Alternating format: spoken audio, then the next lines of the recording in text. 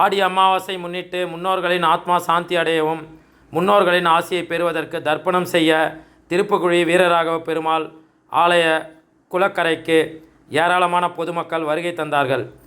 அமாவாசை தினங்களில் ஆடி அமாவாசை, தை அமாவாசை மற்றும் புரட்டாசி மாதம் வரும் மகாலய அமாவாசை ஆகியவை 3 அமாவாசைகளை முக்கியமான அமாவாசை தினங்களாக காலங்காலமாக கடைபிடிக்கப்படுகின்றது. அந்த வகையில் ஆடி அமாவாசை தினமான நேற்று முன்னோர்களுக்கு தர்ப்பணம் கொடுப்பதற்கு ஏராளமான பொதுமக்கள் நீர்நிலைகளில் குவிந்து வந்தனர். குறிப்பாக ஆடி அமாவாசை தினத்தில் பித்ரு லோகத்தில் இருக்கும் முன்னோர்கள் நம்மை பார்ப்பதற்காக பூலோகத்திற்கு புறப்படும் நாள் என ஐதீகம் கூறும் நிலையில் இந்த அமாவாசையில் விரதம் இருந்து தர்ப்பணம் கொடுத்தால் பித்ரு தோஷம், பித்ரு சாபம் நீங்கும் எனவும் ஆடி அமாவாசையில் கொடுக்கப்படும் தர்ப்பணம் 42 தலைமுறைகளின் சாபங்களை போக்கக்கூடிய தன்மை கொண்டது எனவும் கூறப்படுகின்றது. மாதந்தோறும் வரும் அமாவாசை அன்று கடந்த காலத்தில் இருந்த முன்னோர்களை நினைத்து வீடுகளில் பூஜைகள் செய்து முன்னோர்களை வழிபடுவது பொதுமக்களிடையே பழக்கமாக உள்ளது. அந்த வகையில் ஆடி அமாவாசை யானது மிக முக்கியமாக அனுசரிக்கப்பட்டு காஞ்சிபுரம் திருப்புக்குழியில் உள்ள வீரராகவ பெருமாள் கோவில் குளக்கரைக்கு ஏராளமான பொதுமக்கள் வருகை தந்து இறந்த முன்னோர்களை நினைவுபடுத்தும் வகையில் முன்னோர்கள் ஆசி பெறவும் முன்னோர்களின் ஆத்மா சாந்தி அடையவும் தேன், பால், பச்சரிசி, வாழைப்பழம், எள்ளு போன்ற பொருட்களை கொண்டு பிண்டம் செய்து வைத்து தர்ப்பணம் செய்து முன்னோர்களை வழிபட்டனர். பின்னர் பூஜை செய்த பிண்டத்தினை குளக்கரையில் எடுத்து சென்று கரைத்து முன்னோர்களின் ஆத்மா சாந்தி அடைய வேண்டுமென பிரார்த்தனை செய்து வந்தனர்.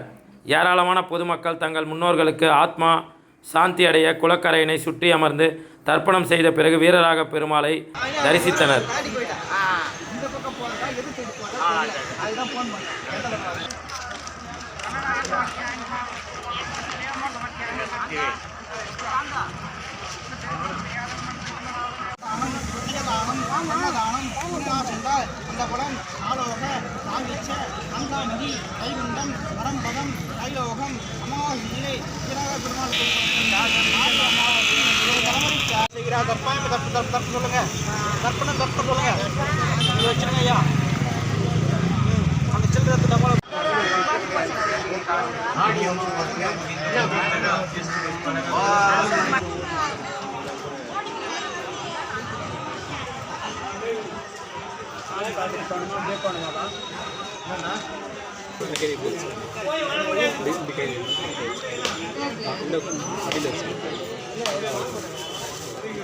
शुक्लांबरधरं विष्णु